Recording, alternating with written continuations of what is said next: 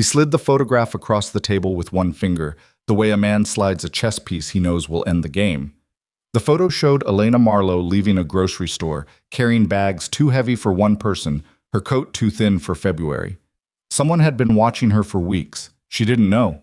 She had no reason to suspect that while she was measuring rice and rationing her mother's medication, a man she'd never met was deciding what to do with her life.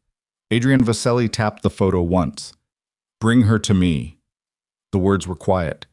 That was the thing people never understood about Adrian. He didn't need to raise his voice. His voice was already the loudest thing in any room he entered, because every person around him knew exactly what happened to people who didn't listen.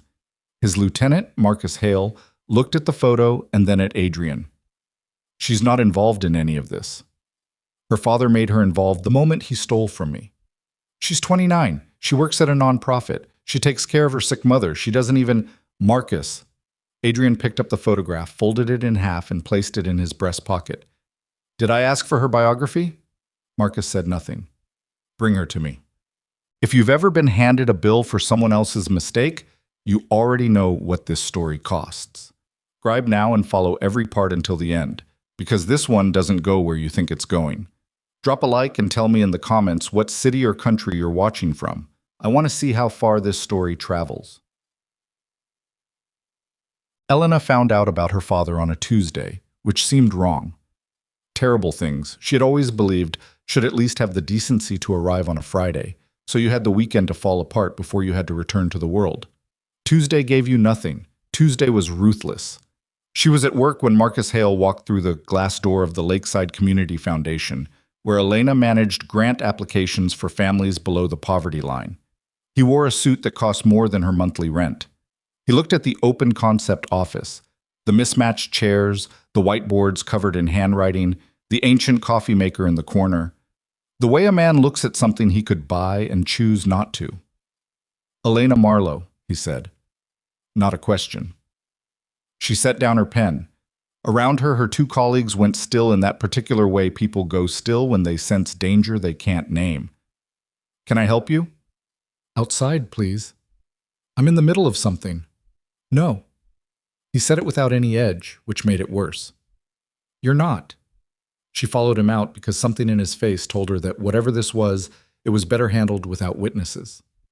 They stood on the sidewalk in the February cold, and he told her, without softening it, that her father owed Adrian Vaselli $3,400,000, that Thomas Marlowe had been missing for 11 days, and that the Vaselli family expected settlement of the debt within 72 hours. Elena heard the words. She processed them one at a time, the way you do when your brain knows it's receiving something it doesn't have the framework to hold. "My father doesn't—" She stopped, rearranged. "My father hasn't worked for anyone in years. He worked for Mr. Vaselli for 14 months under a financial management contract. He liquidated 3 offshore accounts and redirected the funds to a personal account in the Cayman Islands." Marcus paused. "The account has since been emptied." The wind came off the lake and cut straight through her coat. She had meant to buy a heavier one in January. She kept forgetting. "I don't have $3 million. "We know." "Then what do you want from me?" Marcus reached into his interior pocket and handed her a card. Heavy stock. No logo. Just a phone number and a time, 7:12 p.m. "Mr. Vaselli would like to discuss an alternative arrangement." She stared at the card. Her hands were shaking, but she kept them still through a force of will she'd been practicing her entire life. Because when you grow up with a father like Thomas Marlowe, you learn early that showing fear is the same as handing someone a weapon. "And if I don't come?" Marcus looked at her with something that might have been pity, if pity were colder and less personal. "Your mother is currently a patient at Northwestern Memorial, room 412. Her treatment plan involves a medication that requires prior authorization renewed monthly." He paused. "These things can be complicated." He walked away before she could answer. She stood on the sidewalk for 4 minutes. She counted them. Then she went back inside, gathered her things, told her colleagues she had a family emergency, and drove to the address on the card. The building didn't look like what she'd expected. She'd expected something from a movie. Concrete, steel, visible menace. Instead, it was a tower in the Gold Coast, the kind where the lobby has a fountain and the elevator requires a key card. The kind where the money is so old and so established, it doesn't need to announce itself. A woman at the security desk took her name and sent her up to the 43rd floor without a word. The elevator opened directly into a private foyer. Two men in dark suits stood at either side. They checked her bag without asking permission, which she allowed because she had left her phone in her car on purpose, on the logic that whatever happened tonight, she didn't want anyone to have access to it. Marcus Hale met her and walked her through a hallway lined with the kind of art that gets hung in places where no one looks at it, into a room with a view of the city that stretched so far it made the traffic below seem theoretical. Adrian Vaselli was standing at the window with his back to her. She had looked him up on her drive over, brief searches at red lights, which she knew was idiotic, but she had needed something. What she found was almost nothing. A name attached to some real estate holdings. A photograph from a charity event 7 years ago, distant and slightly blurred, showing a man in profile with dark hair and a jaw like something architectural. A rumor. A whisper. The name attached to things people didn't want to attach their names to. When he turned around, the first thing she noticed was that he was younger than she'd expected, mid-30s. The kind of face that would have been called handsome in any other context, but here was just precise. Eyes that assessed rather than looked. A mouth set in a line that suggested it didn't move much when it didn't need to. Ms. Marlowe. He didn't extend his hand. Mr. Vaselli. She didn't move toward him. He studied her for a moment the way she imagined he studied everything. Not rudely, but with the patience of someone who has learned that the information you get in the first few seconds of looking at a person is usually the most honest information you'll get. Sit down. I'd rather stand. Something shifted in his expression. Not surprise exactly, something more like recalibration. He nodded once and moved to the chair across from where she was standing, sitting with his elbows on his knees in a posture that was almost casual, though nothing about him was casual. Your father stole from me. So I've been told. He signed a contract.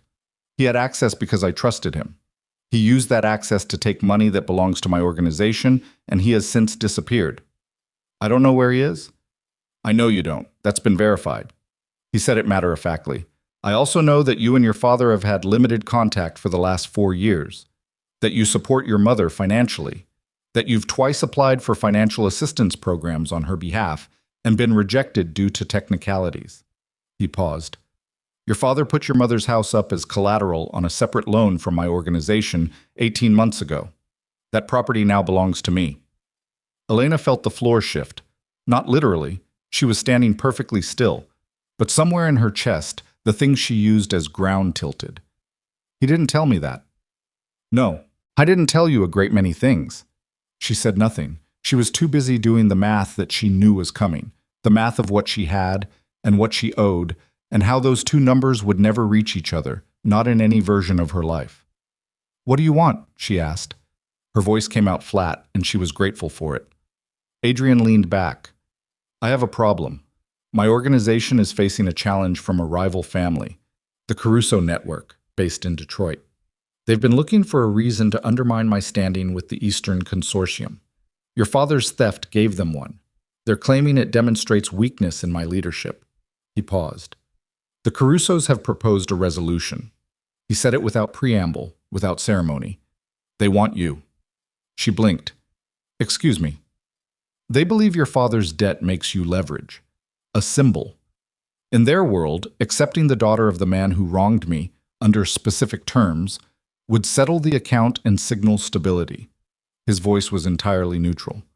I'm not in the habit of giving my enemies what they want, but I'm also not in the habit of ignoring what is useful. You want me to... What exactly? Marry me. He said it the way someone says pass the water. Not because it's unimportant, but because the emotion around it is irrelevant to the fact of it. 1 year. A legal marriage, publicly visible, providing the Caruso Network the settlement they're demanding while protecting your mother's medical situation and your current living arrangements. At the end of the year, a quiet dissolution. You walk away with the house restored, the debt erased, and a financial settlement that would secure your mother's care for the remainder of her life. Elena stared at him. And if I refuse? Then the debt is called immediately. The house transfers. Your mother's care arrangement becomes significantly more complicated. He met her eyes. I'm not threatening you, Miss Marlowe. I'm describing what will happen because I think you prefer honesty to softening. He was right. She did. She hated him for being right.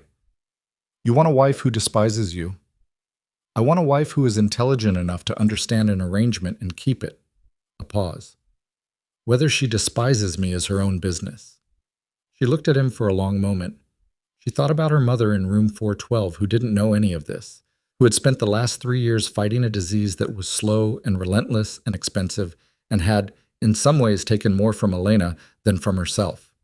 She thought about the house she'd grown up in, the one thing that felt like proof that some part of her life before her father disappeared into his own disasters had been real. I want it in writing, she said. Every term. Enforceable. Something in his face, the faintest thing, barely visible, shifted. Of course. I want my own space in whatever house you live in. I will perform whatever public role is required. I will not be monitored or controlled in my private activities. Agreed. And I want access to my mother daily. No restrictions. Agreed. She should have asked for more. She knew it even as she was agreeing. The way you know when you're selling something at the wrong price, but the alternative is worse. She was too practical to dress it up in anything other than what it was. A transaction. She was the currency. She was paying her father's debt with the year of her life. Fine, she said. Adrian Voselli stood. He extended his hand for the first time. She shook it. His grip was firm and brief and completely impersonal, and she matched it. And when she let go, she thought, 1 year. She had done harder things than endure a year. She had done harder things than survive a man who thought he could buy her compliance. She turned to leave. Miss Marlowe. She stopped but didn't turn. You should know. Most people who come to this office leave afraid. She turned her head just slightly. I noticed. You're not. I've been afraid of things that actually deserved it, she said. I'm still deciding whether you qualify. She left before he could answer. She cried in her car for exactly 6 minutes. Then she wiped her face with the sleeve of her inadequate coat, started the engine, and drove to Northwestern Memorial. Her mother, Diane, was small in the hospital bed the way she was always small now. Not her natural size, but the size illness makes you, as though the body is gradually getting out of the way of something more important happening inside it. She was awake when Elena came in, which was good.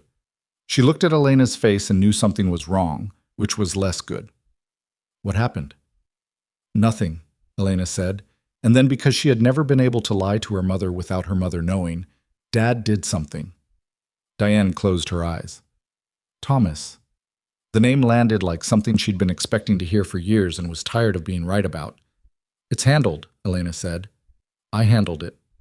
Elena, I'm serious. It's taken care of. You don't have to worry about the house. She sat in the chair beside the bed and took her mother's hand, which was cool and paper light.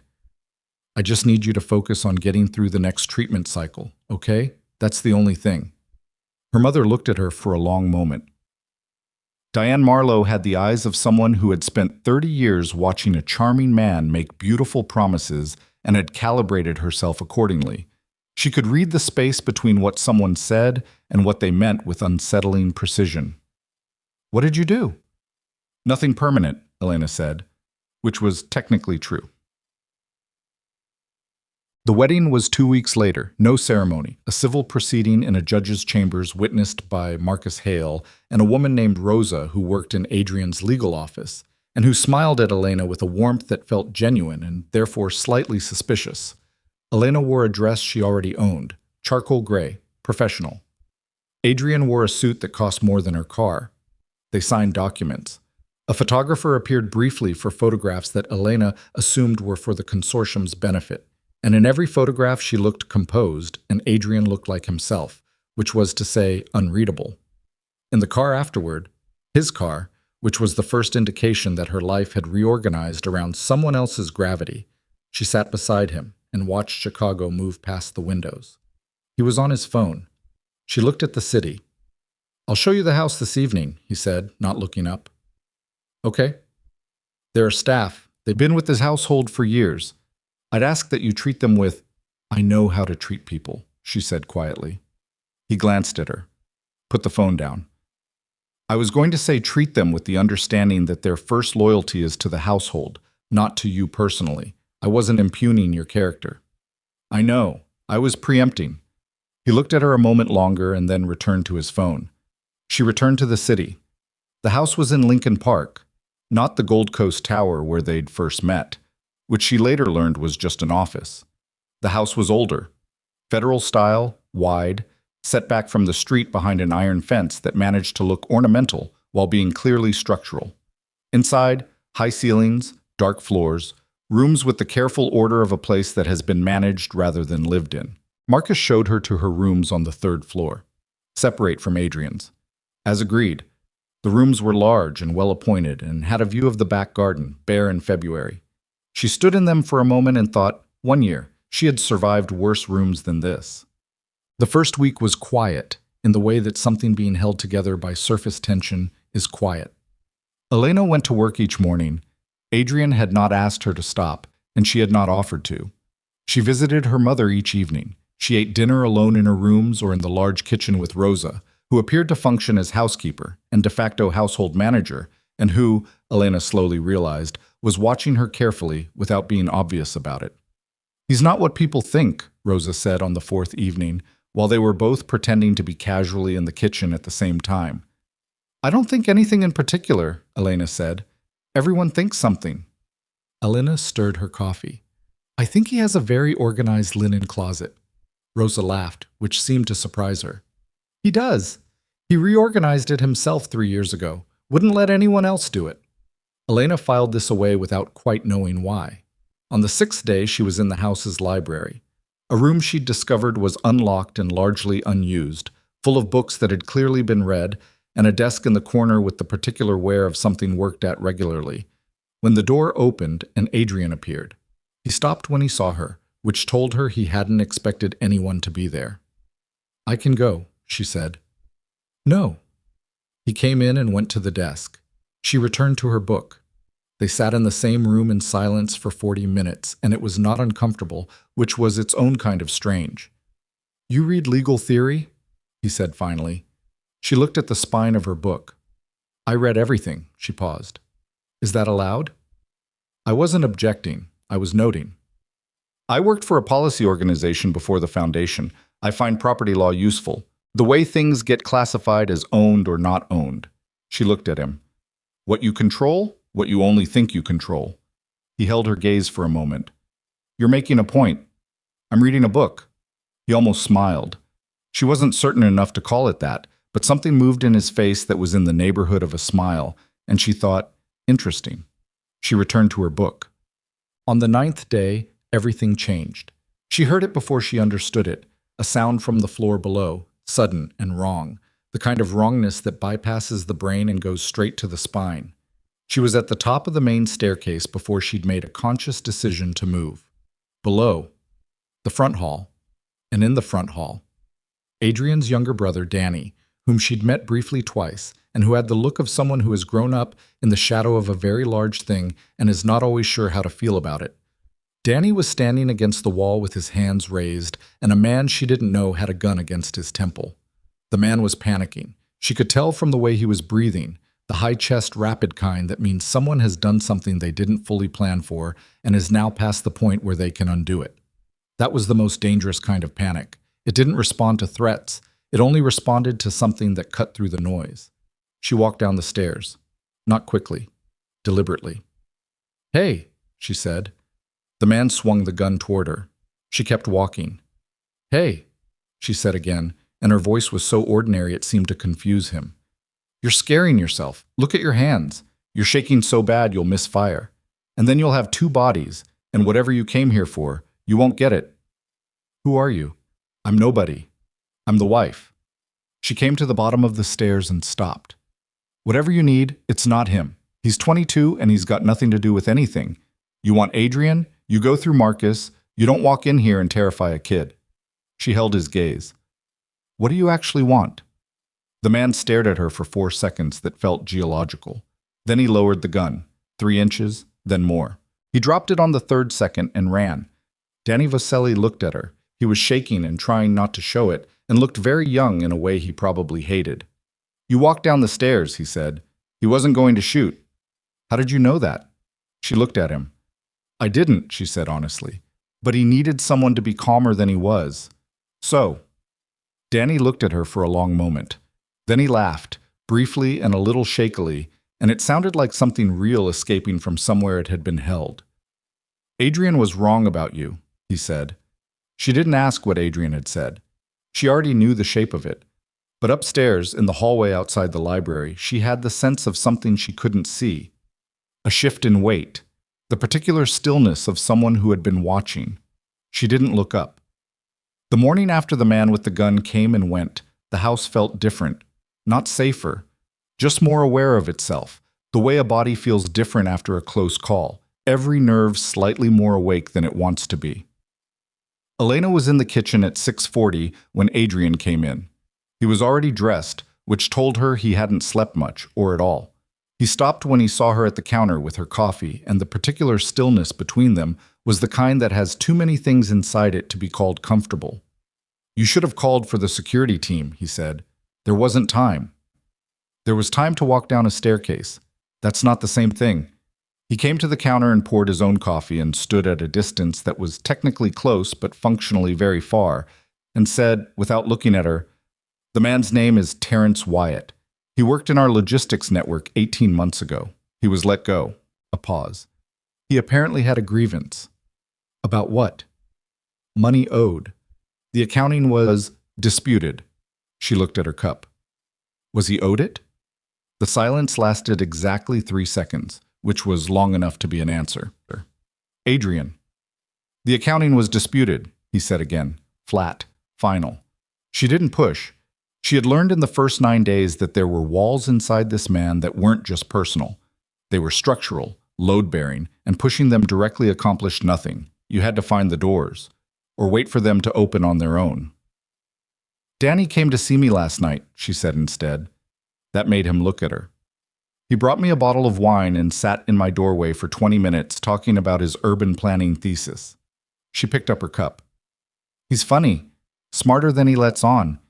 Adrian's jaw moved, something between acknowledgement and something he wasn't willing to name. He talks too much. He talks the right amount. She met his eyes. He's lonely. He has people who work for you and people who are afraid of you aren't the same as company. Adrian looked at her for a moment with the expression she was beginning to recognize as the one he wore when she said something that landed somewhere he hadn't prepared for. Then he picked up his coffee and walked out of the kitchen. She finished hers alone and decided to call it a draw. The trouble with the Carusos announced itself first as information, the way serious trouble usually does. Not loud, not dramatic, just a particular arrangement of facts that, once you understood them, became impossible to ignore. Elena found it by accident. 3 weeks into the arrangement, Adrian's Foundation, a legitimate non-profit arm of his holdings that managed community real estate development and which Elena had been dimly aware of, received a request for a grant review meeting. The request came from a housing advocacy organization on the South Side. It was routed to Elena because she was the only person in the house who had nonprofit experience, and because, as Marcus explained with a neutrality that might have been diplomatic, Mr. Voselli's associates handle most of his public-facing activities, but having someone with your background available for the foundation work would be useful. She had agreed because it gave her something to do, and because she was constitutionally incapable of sitting in a house full of people conducting business and not conducting any herself. At the meeting, she reviewed the organization's financials. She was thorough by habit and found an irregularity by the second pass, a series of pass-through transactions from a shell company that appeared in the foundation's own accounts, filtering money through the nonprofit in a cycle that was designed to look like operational overhead, but was, when you traced it carefully, functioning as a laundering mechanism. She sat with that for a day. Then she took the documents to Marcus. He looked at them. His face did not change, which was how she knew he'd either already seen it or already suspected it. These disbursements aren't right, she said.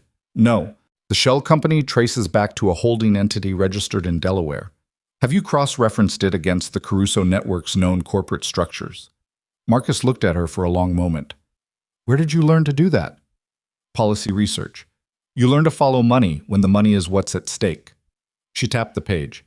Someone is using Adrian's own foundation to move Caruso money. which means someone inside this organization is doing it for them. That's a significant allegation. It's not an allegation. It's a transaction record. She held his gaze. Who manages the foundation accounts? Marcus took the documents without answering. She let him take them because she had already photographed every page on her phone. That evening, she heard raised voices from the floor below. Not words, just the shape of an argument, the particular acoustics of two men who know each other well enough to be genuinely angry. It lasted 11 minutes. When it stopped, the house was very quiet. She did not ask Adrian about it. He asked her. It was late, past 10, and she was in the library with the desk lamp on and a spreadsheet she'd rebuilt from memory because she hadn't wanted to keep the physical documents. He came in without knocking, which he hadn't done before, and stood in the doorway looking at her with an expression she couldn't fully read. Marcus told me you found the pass-through accounts. Yes. He came in and sat, not at the desk, but in the chair across the room, the one with the worn armrest, which she'd come to think of as his chair, even though she'd never seen him actually sit in it before now. How long did it take you? One pass to notice, second pass to confirm. Our accountants have been reviewing these files for 3 months. She looked at him steadily. Were they looking for it, or were they looking to not find it? Something moved through his face that was colder and older than anything she'd seen there before. That's the question, isn't it? Who assigned the accounting review? My chief financial officer. Who appointed your CFO? He was quiet. Adrian. She leaned forward.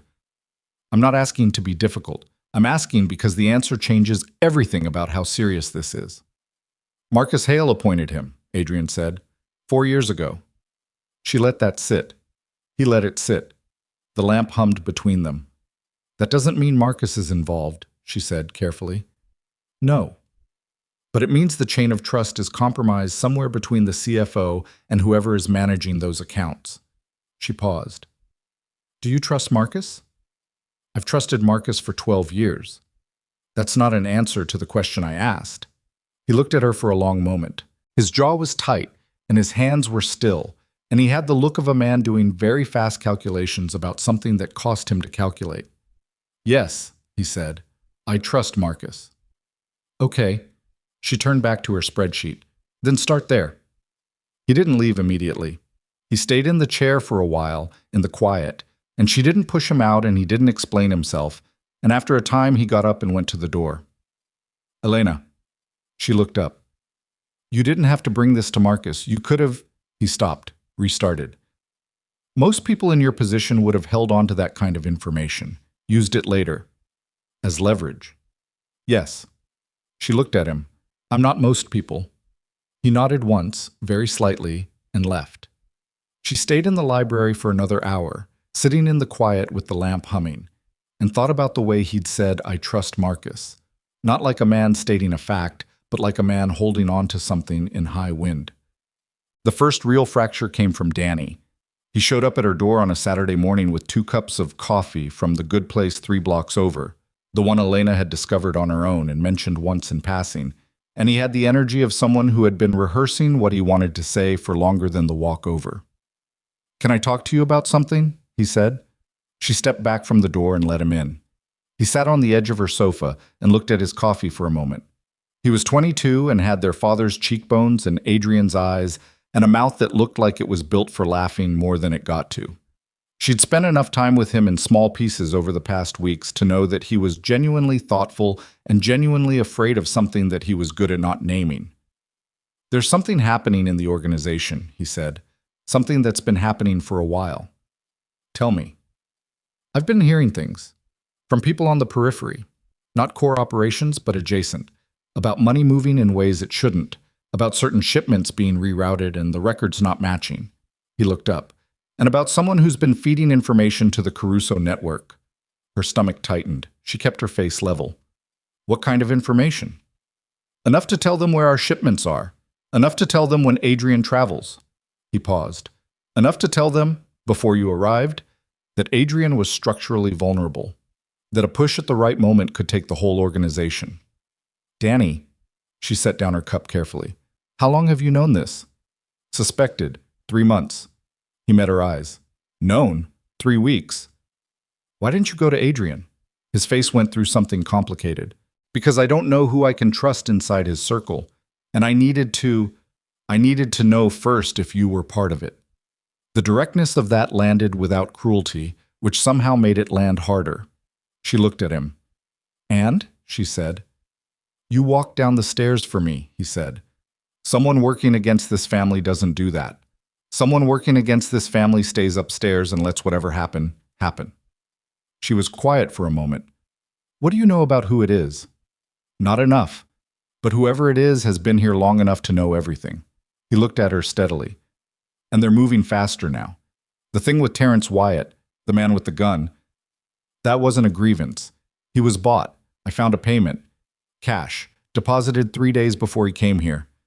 Her breath shortened, but she controlled it. You need to tell Adrian. I know. Today, Danny. I know. He stood. But I wanted you to know first. Because when this comes out, it's going to get very bad very fast. And I wanted someone in this house to... He stopped. I wanted someone to be ready. She stood up and looked at him. Go tell your brother. He went. Oh. The afternoon unraveled in pieces. She heard the meeting happen, not through walls, but through the architecture of the house itself, the way a big stone building carries sound in the floors, in the density of closed doors, and the particular quality of silences that follow things being said. She stayed in her room and did not listen at doors, and did not go downstairs and occupied herself with her actual job, reviewing 2 grant applications that had arrived from the foundation and which she was increasingly convinced were both legitimate and something she could push through on the merits. At 4 o'clock, Marcus knocked on her door. She opened it. He stood in the hallway with his hands in his pockets and the expression he wore when he was deciding how much to reveal. Adrian wants to speak with you, he said. All right. In his office, now. She followed Marcus downstairs and through the part of the house she'd been in rarely, the East Wing, Adrian's actual working space, with a room that functioned as an office in the same way a command center functions as an office. Maps. A desk with 3 monitors. Filing systems she couldn't read the taxonomy of. 2 men she didn't recognize standing near the windows. Adrian was at his desk. He looked up when she came in, and the thing in his face was controlled but only just. Underneath the control there was something that had been hit. Leave us, he said to the room. The 2 men went. Marcus hesitated. Marcus. Marcus went. In the quiet, Adrian stood and came around his desk and stopped at a distance from her that was closer than usual. Danny told me what he told you, he said. Okay. You knew before you came to me. You knew about the accounts and you held the information for less than 24 hours. She kept her voice even. I gave it to Marcus immediately. Who is potentially compromised? I didn't know that when I gave it to him. You suspected it. You told me yourself the chain of trust was compromised. His voice had an edge she hadn't heard before. Not anger exactly, but something close to it that came from a place that felt personal rather than strategic. You've been in this house for 3 weeks, and you have information about my organization that I didn't have. Because I looked, she said quietly, and because no one was looking. That's not Adrian. She took 1 step toward him, not aggressive, just present. I am not your enemy. I found something. I reported it. Danny found something and reported it. That is people working for you doing their jobs. She paused. If you want to be angry at someone, be angry at whoever has been systematically undermining your organization for months while you were running it. He was very still. Who are you? He said. And it was not a rhetorical question. It was a genuine one, with genuine confusion underneath it, like a man confronting something that doesn't fit the shape of the space he'd prepared for it. I'm the woman you married to solve a political problem, she said. That hasn't changed. He looked at her for a long moment. Then he turned back to his desk. I'm going to need you to help me go through the foundation accounts. All of them. Not just what you found. Everything. When? Now. She sat down. They worked for 4 hours, side by side at the desk, his monitors showing financial records she helped him read and cross-reference, her handwriting covering a yellow legal pad with transaction chains and structural flags and questions that needed answers. He didn't talk more than necessary, neither did she. But something in the room shifted. Some quality of the silence changed, the way silence changes when two people stop being strangers to each other's thinking and start being something harder to name. At 8 o'clock, she found it. Not the Caruso laundering. They'd already mapped that. Something else. Deeper. A set of internal transfers going back 6 years, structured to look like investment returns, channeling money out of the organization and into a personal account. She traced through 2 shell layers to a name she didn't recognize. She put her pen down. Adrian. He leaned over. She pointed to the screen. This account. Do you know it? He looked. His face went very still. No, he said. The name on the final holding entity is R. Carver. Does that mean anything to you? The silence lasted long enough that she looked at him. His jaw was set in a way that was different from his usual control, harder, something personal cracking through the surface. Carver, he said. Richard Carver. My CFO's name is Richard Carver. The man Marcus Hale appointed 4 years ago. Yes. She let that land. He let it land. The monitor hummed. 6 years, she said. This has been happening for 6 years before Hale appointed him, which means Carver was already compromised before he came to us. Adrian's voice was flat and deliberate. Which means someone placed him here. Someone who knew the organization well enough to know where to put him. He stood abruptly and walked to the window. His back was to her and his hands were at his sides, and she could see the tension running through him from the set of his shoulders to the way his weight was distributed, forward on his feet, like a man who would rather be moving. She waited. If Carver was placed, he said, and Marcus appointed Carver, it doesn't mean Marcus placed him. No, it means someone used Marcus to do it without his knowledge. Or, he didn't finish the sentence. Or Marcus knew, she said, because she was not going to pretend the other possibility didn't exist. His silence was the loudest thing in the room. The night broke open at 11. She was upstairs when she heard it. Not raised voices this time, but something physical, something happening fast in the front hallway, and this time she did not go down the stairs because she had learned the difference between a situation that needed de-escalation and a situation that needed her to stay out of the way. She went to the window. In the street below, 2 cars she didn't recognize. Men who moved with a coordination that meant they weren't improvising. Her phone buzzed. A text from Danny. Get away from the windows, Caruso people. Stay in your room. She stepped back from the window. The next 40 minutes were the longest she had experienced inside this house, and she had experienced some long ones. She sat on the floor with her back against the bed, out of any sightline, listening to sounds she couldn't fully interpret from above. Movement, a door, voices in a register too low to decode. Nothing that sounded like gunfire. Nothing that sounded like catastrophe. But something. When it was quiet, there was a knock on her door. It was Marcus. He looked the way people look when something has narrowly missed them. Not injured, but reconfigured. His collar was open. His jacket was gone. Are you all right? He said. Fine. What happened? 2 Caruso associates came to the front door. They'd been told. He stopped. Someone told them Adrian would be alone tonight, without his security detail. She felt the cold move through her. Who knew that? A small number of people. His eyes were on her, steady. Where were you tonight, Mrs. Vaselli? She looked at him. Let the implication settle without flinching. In my room, she said. And in the office with Adrian from 4 o'clock until 8, reviewing financial records that prove someone has been systematically looting this organization for 6 years. She paused. You can ask him. Adrian is currently dealing with the aftermath. Then you'll ask him later. She met his eyes. And Marcus, whatever you think of me, whatever your suspicion is, that's fine. Keep watching me. But while you're watching me, make sure you're also looking at the people you already trust. Something moved through his face, something that looked for just a moment like the expression of a man hearing an echo of a thought he'd been trying not to have. He left without answering. She closed the door, sat back against it. The house was quiet again, the specific quiet of something that has almost happened and hasn't yet, the held breath before a word that changes everything. Her phone buzzed again. This time it was a number she didn't have saved. The message was 4 words, I know about Chicago. She stared at it. Then another message from the same number, arriving 10 seconds later. I know what your father actually found before he disappeared. and it will destroy Adrian Vaselli unless you help me get it first." Her hands were steady. Her breath was not. She looked at the message for a long time, sitting on the floor with her back against the door of a room in a house that belonged to a man she'd agreed to marry for 1 year and was increasingly, inconveniently, beginning to understand. Then she turned the phone face down, closed her eyes, and decided she would not answer it tonight. Tonight she would think. Tomorrow, everything was going to change.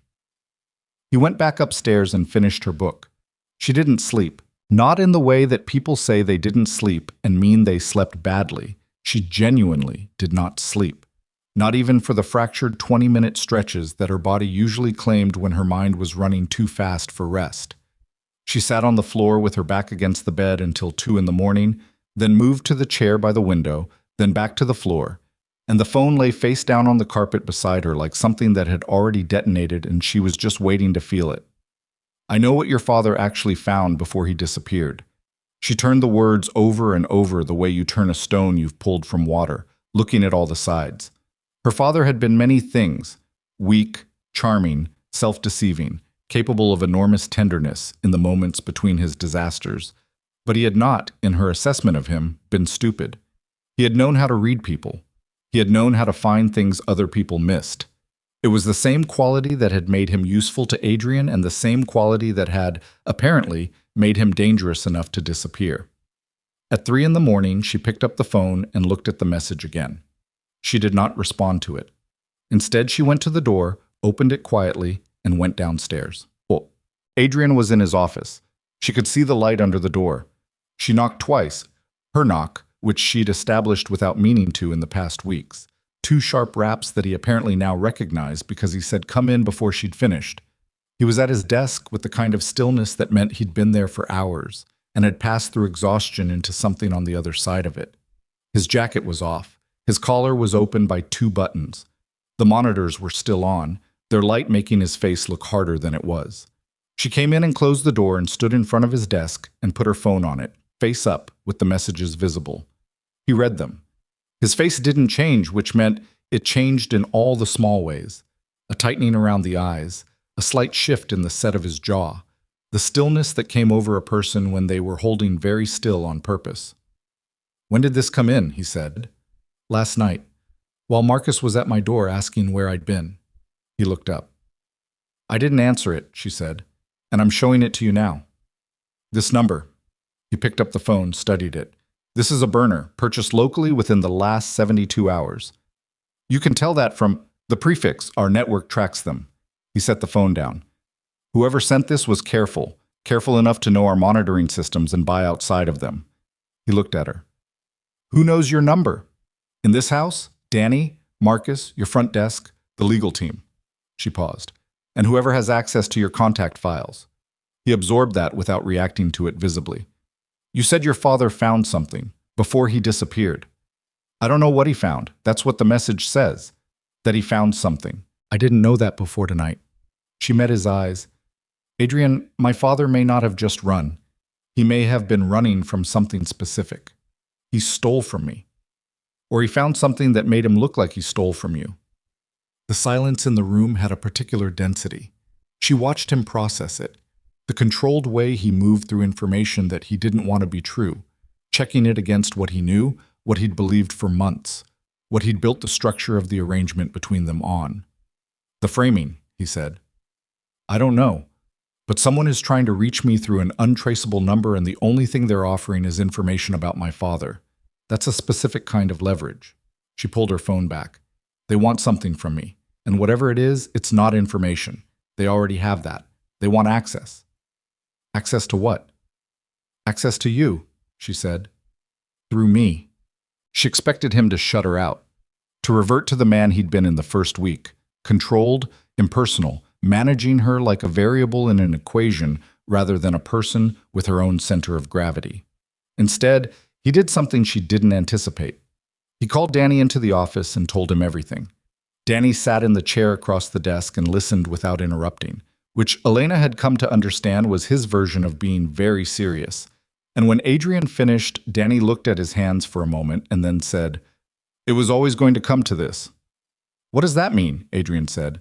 It means the cracks in this organization aren't new.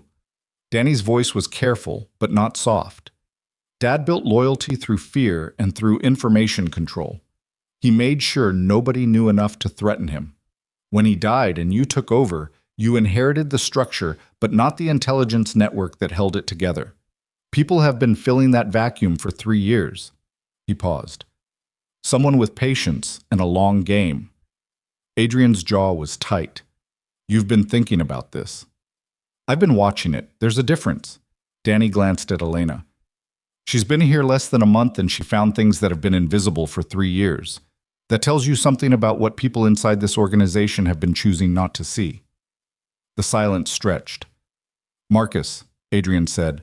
Not a question, a wait. I don't know, Danny said. I genuinely don't, but I know you have to act like it's possible. Elena looked at Adrian. His face was the most difficult thing she had seen in this house, which was saying something. It was the face of a man dismantling a belief that had been structural and doing it in real time, in front of people, with no privacy to fall apart in. What do you want me to do about the message? She asked. He looked at her. Answer it, Boatek. She answered it in the morning, with Adrian in the room and the conversation being recorded on equipment she didn't look at too closely. Her text was simple. What do you want? The response came in 4 minutes. A meeting. Alone. No security. I'll know if you bring someone. She typed, where? An address came back. A diner on the northwest side, 11 o'clock. Public enough to be safe. Anonymous enough to be untraceable. Adrian looked at the address and made a phone call she wasn't party to, and when he came back, his expression had shifted slightly. We know that location. We can have people nearby without being visible. They said they'd know. They said what people say to make you come alone. He paused. I'm not letting you walk into that without coverage. She looked at him. You're not letting me? A beat. I'm asking you not to walk into it without coverage. Better, she said. The diner was the kind of place that had been exactly the same since 1987 and was proud of it. Vinyl booths, laminate counters, a coffee smell baked so deep into the walls it was structural. Elena arrived at 10:55 and took a booth in the back with a sightline to both the front door and the kitchen entrance. At 11:03, a woman sat down across from her. She was mid-50s, compact, with the kind of face that didn't reveal its history easily. Not hard exactly, but experienced in the particular way that meant she'd made peace with things other people were still fighting. She wore a jacket that was practical rather than stylish, and she put her hands flat on the table in the deliberate gesture of someone demonstrating they weren't holding anything. You came alone, the woman said.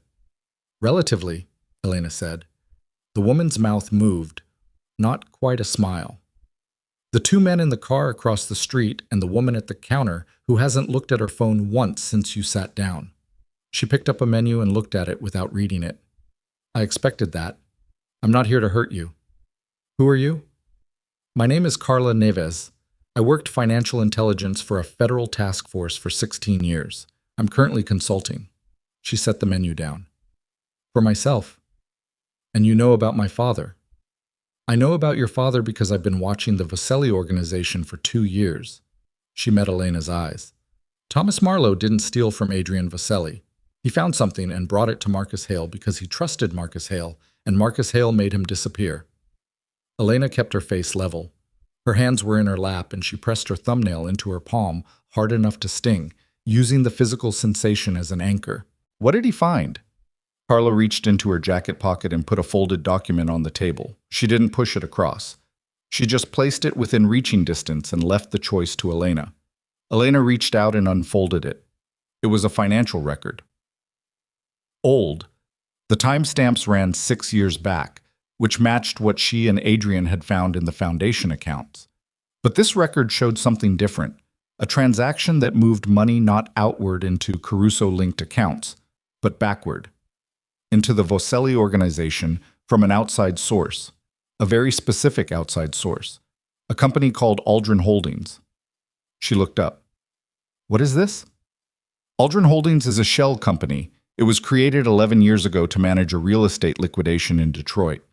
Carla's voice was even and factual, the voice of someone who has rehearsed being believed. The liquidation involved a property portfolio that had been seized in a bankruptcy proceeding. The bankruptcy was engineered. By whom? By Vincent Vaselli. A pause. Adrian's father. The name landed in the silence of the diner with the weight of something structural coming down. Vincent Vaselli destroyed a business to seize its assets in bankruptcy, converted those assets through Aldrin Holdings, and moved the proceeds into what became the foundation of the current Vaselli real estate portfolio. Carla held her gaze. The business he destroyed belonged to a family named Marlowe. The sound of the diner, the coffee machine, the low television above the counter, the conversation from the booth 2 over, all of it continued exactly as before, while Elena's entire understanding of her life reorganized around a new axis. My family, she said. Your maternal grandfather. He built a commercial property portfolio in Detroit across 30 years. Vincent Vaselli wanted the land for a development project and couldn't acquire it through negotiation, so he arranged the bankruptcy. Carla's voice didn't soften. Your mother was the primary heir. The liquidation left her with nothing, which is why she spent your childhood without resources, which is why you grew up managing shortfalls that weren't your fault, which is why, when your father was recruited to manage Vaselli finances, he was specifically chosen because his connection to Elena Marlowe, your connection, created a leverage point that the organization could use if he ever became inconvenient. Elena was very still. Your father found this record, Carla said. He found the Aldrin transaction and traced it back to Vincent Vaselli. He brought it to Marcus Hale, believing Marcus would bring it to Adrian. Instead, Marcus told him the information was dangerous and that for his safety and his family's safety, he needed to go. Go where? I don't know, but he went, and Marcus used his disappearance to construct the narrative of theft. She paused. Which created the debt, which created the mechanism to bring you into the Vaselli household under controlled circumstances. Elena heard the words in the order they arrived and held each one separate from the next because if she allowed them to land together, the impact would be too large to stay upright against. She had not been brought in as payment. She had been brought in as a target. What? She came back to the house in a state that she could only describe internally as the absolute stillness before a very large thing breaks. She had said the right things to the woman in the diner. She had taken the documents, copies, Carla said. The originals were held somewhere safe and would go to people who needed to see them if anything happened to Carla. She had walked to the car where Adrian's people were waiting, and she had said, I'm fine, take me home. And she had sat in the back seat for 12 minutes, watching Chicago go past, and feeling the city look entirely different from the inside of that knowledge. Adrian was waiting in the front hall. He read her face the way she'd come to understand he read everything, quickly, precisely, with the economy of a man who cannot afford to be wrong about what he's seeing. What happened? He said. She handed him the documents. He looked at them. She watched him do it. Watched the controlled progression from reading to understanding to something that happened in his face that she had no word for and wouldn't have had one even if she'd had hours to think of it. It wasn't guilt, and it wasn't grief, and it wasn't anger, not yet, because it was all three of those and the place where they overlapped before any one of them becomes the dominant thing. Aldrin Holdings, he said. Your father's company. I know what it is. His voice was flat in a way that meant he was holding it flat on purpose. He looked at the next page, and the next. Marcus knew, she said. All of it. He knew what your father did to my family. He knew my father found it. He manufactured the theft narrative, and he used it to bring me here. She paused. The question I haven't answered is why. Adrian set the documents down on the hall table. He stood with his hands flat on either side of them and looked at them and breathed in a way that was barely visible. The tight, controlled inhalation of someone managing something enormous through the mechanism of the breath alone. Because your leverage, he said. A living connection to a crime my father committed that can be used to destroy this organization if it becomes public. If I'm the one holding the leverage, if you're here under my control, then the threat is contained. Or, she said, and her voice came out steadier than she had any right to expect from herself, Marcus has been using this information for 6 years to control this organization himself, with you in place as the face, and now that the Caruso conflict has given him a window. He's moving, Adrian said. The word landed between them like something physical. He's been moving for months, Elena said. The CFO, the laundering through the foundation, the intelligence fed to the Carusos. All of it reduces your position, isolates you, and creates the conditions for a transition of power that looks organic from the outside. She looked at him. Adrian, he's been taking your organization apart from the inside for 3 years and building his own structure inside the shell of yours. He was looking at her. Not the documents. Her. You figured this out, he said. Parts of it. Carla Neves gave me the rest. Who is Carla Neves? Someone who's been watching for 2 years and apparently decided I was the best way in. She held his gaze. I don't know her full agenda. I'm telling you what I learned, and you can decide what to do with it. He pushed off from the table and walked 3 steps to the center of the hall and stood there with his back half to her, in the posture of a man who needs to move but has nowhere specific to go.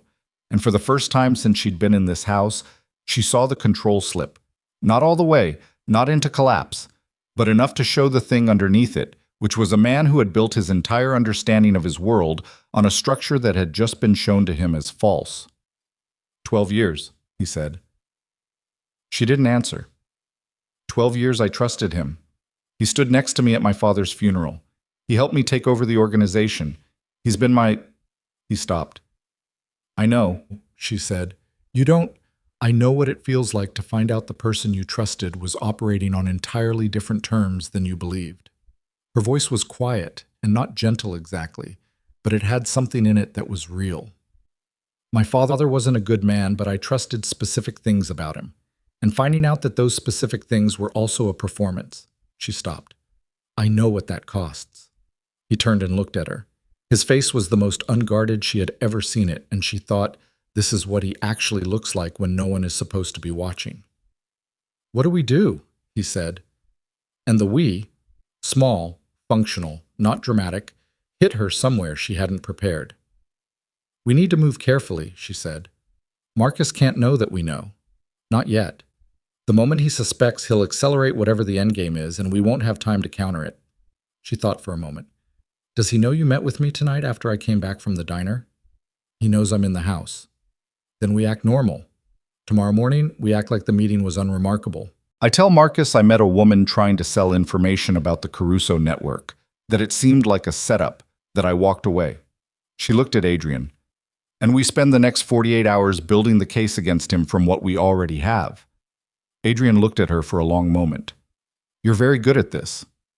I spent 15 years working in organizations where resources were always being mismanaged by people with their own agendas, she said. The stakes were different, but the mechanics are the same. He almost smiled again. The same almost that she'd seen in the library, weeks ago. Then his phone buzzed. He looked at it. His face went to stone. He showed her the screen. A message from a number she didn't recognize, 3 words. She's with us. Below it, a photograph. Her. Coming out of the diner. Alone, or appearing to be, captured at an angle that removed any visible context. The kind of photograph that, shown to the right person with the right framing, would look exactly like what Marcus would want it to look like. He already has this, she said. Someone was watching the diner. Not Carla's people. They wouldn't send it to you. She looked at the image. Someone sent this to you to do exactly what it's doing. Make you doubt me before I can tell you what I found. Elena, Adrian. She held his gaze and did not look away because this was the moment, she understood, that the whole thing pivoted on. You can believe this photograph or you can believe what I just showed you and what I just told you. I cannot make that choice for you.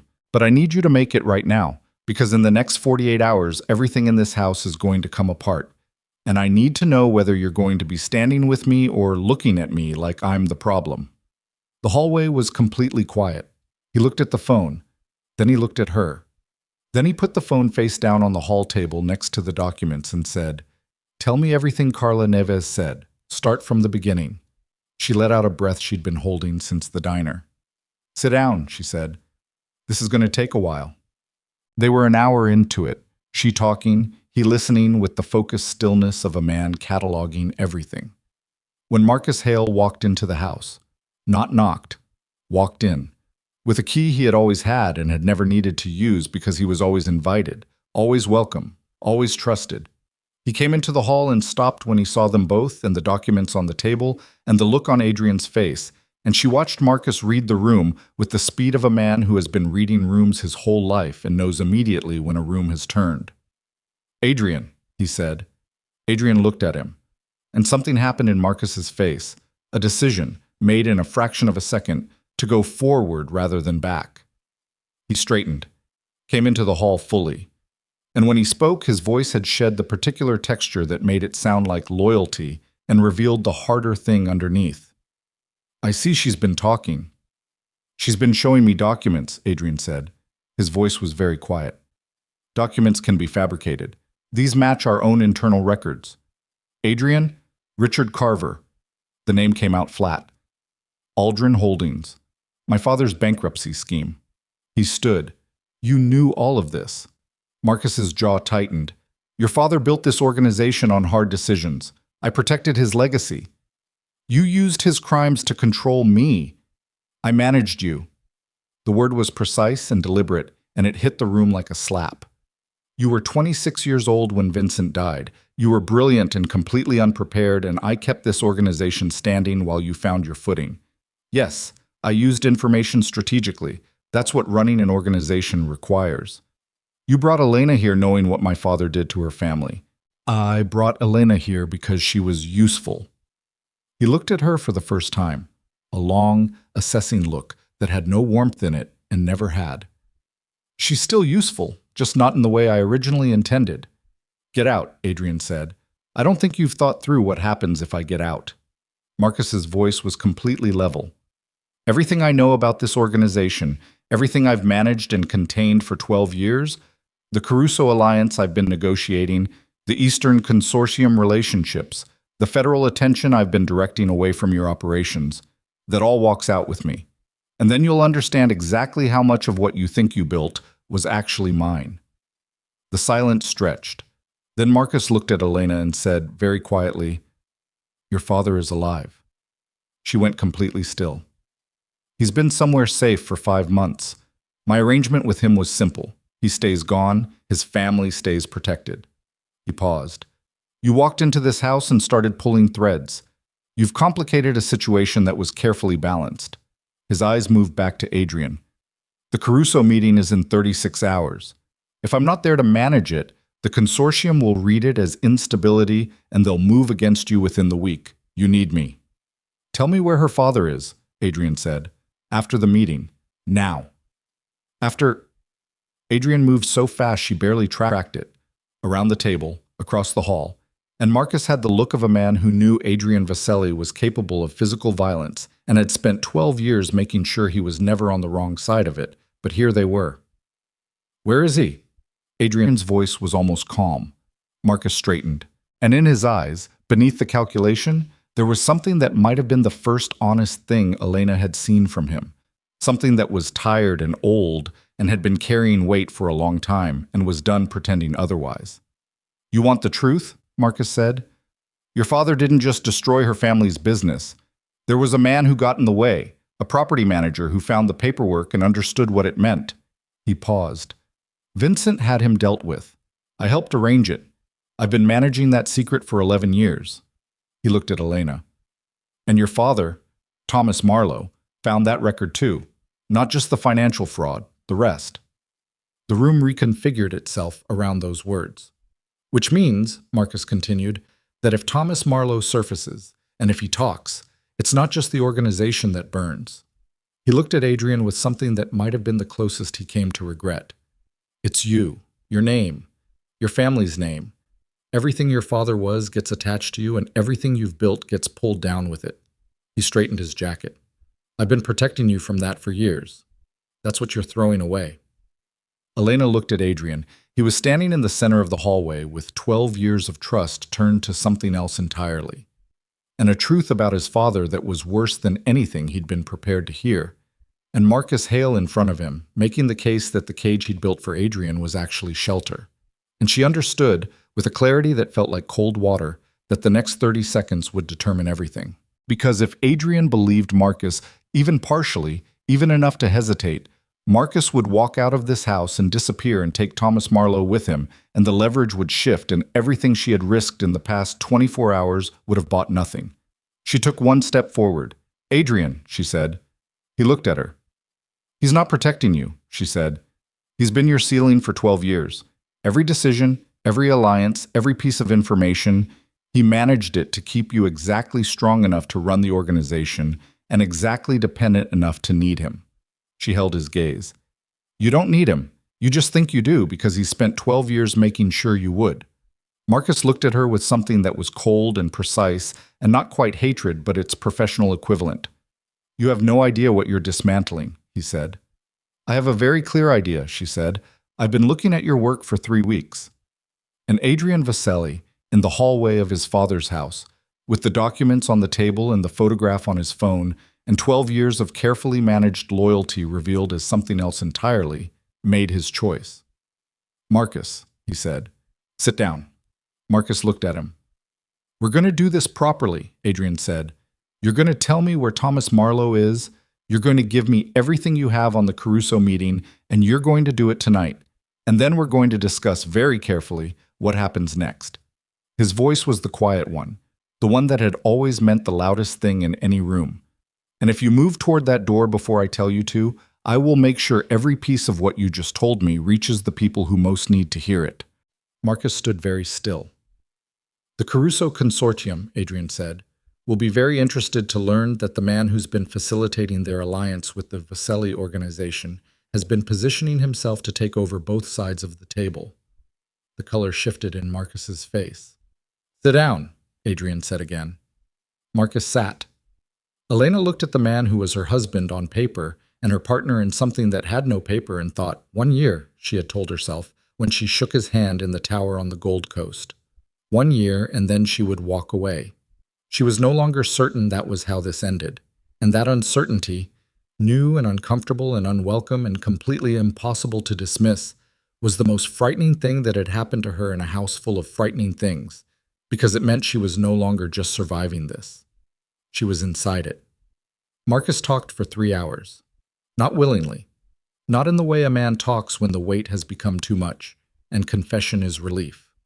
He talked the way a man talks when the calculation tells him that partial disclosure is better than total silence, when he's still managing the information even as he releases it, feeding just enough to seem cooperative while keeping the structural pieces that give him value. Elena recognized it because she had spent years in policy work watching people do exactly that in grant hearings and budget negotiations. The controlled surrender that is actually a form of continued control. But Adrian had spent 12 years learning to read Marcus Hale, and whatever else those 12 years had cost him, they had given him that. Every time Marcus stopped, Adrian waited. Every time Marcus offered a piece and leaned back as though that were sufficient, Adrian said nothing, and the silence did the work that pressure couldn't. Elena sat across the room and took notes on a legal pad and did not speak unless directly addressed, because this was Adrian's conversation, and she understood the geometry of it well enough to stay out of the way. By 1 in the morning, they had the following. Thomas Marlowe was being held. The word Marcus used was housed, which Elena filed away in the part of her mind that tracked the specific violence of careful language.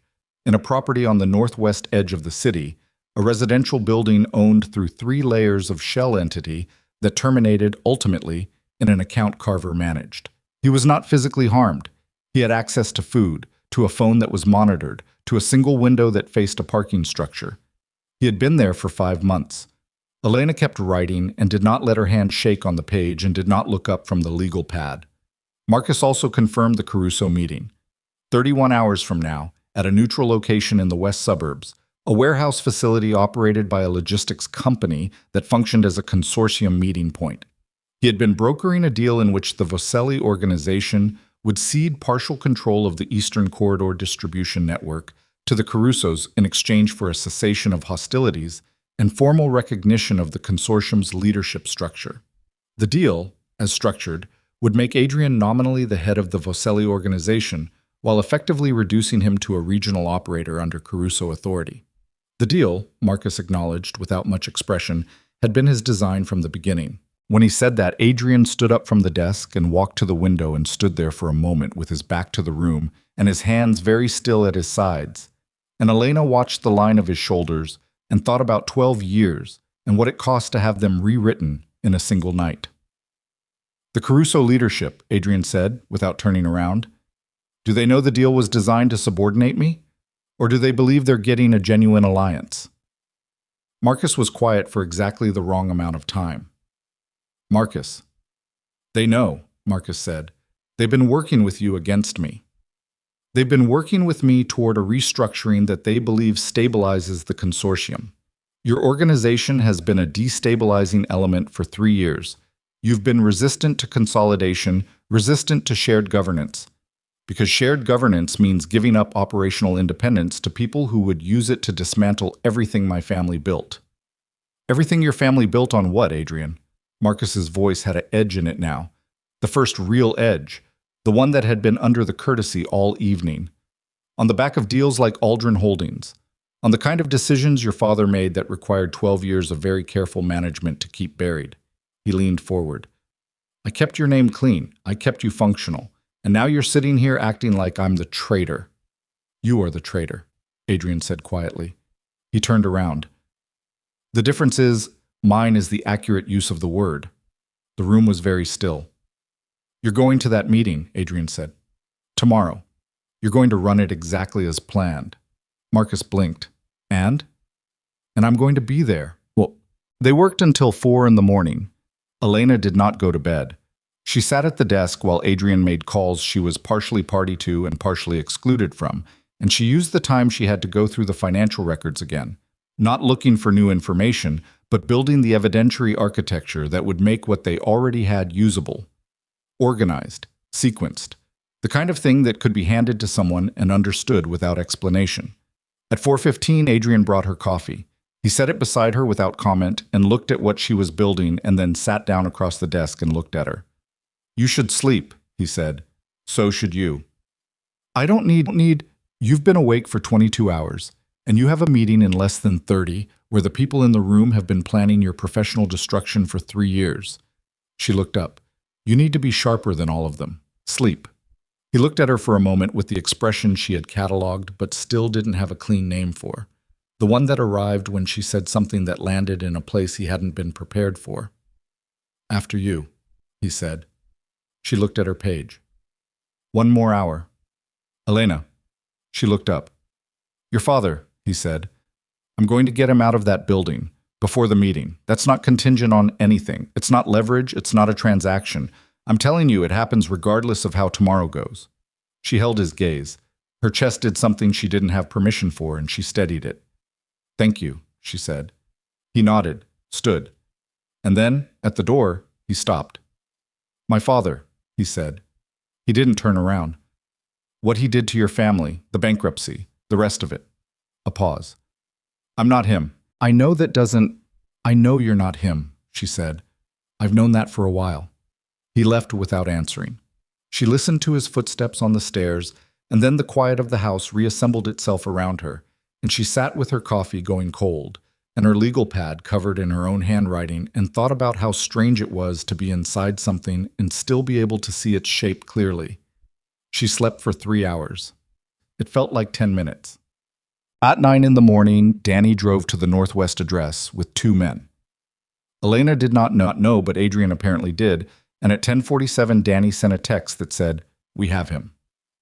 Elena was in the kitchen when it arrived. She read it standing at the counter and then set the phone down and pressed both palms flat against the cold laminate and breathed through her nose slowly until the pressure behind her eyes receded enough to function.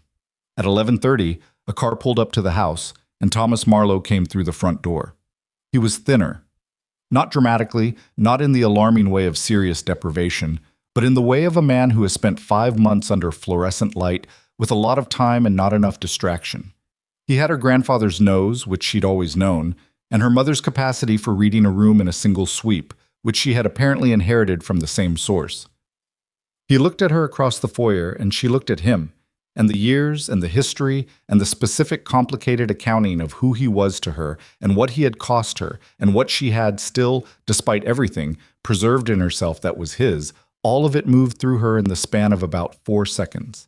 Then she crossed the room and took hold of his arm because he looked like he needed something to hold on to, and he put his hand over hers and said, "Elena, I'm sorry." And she said, "I know." And that was the entirety of it for now, because there wasn't time for the rest. "Tell me what you found," she said. "Everything. We need it in the next 6 hours." He told her.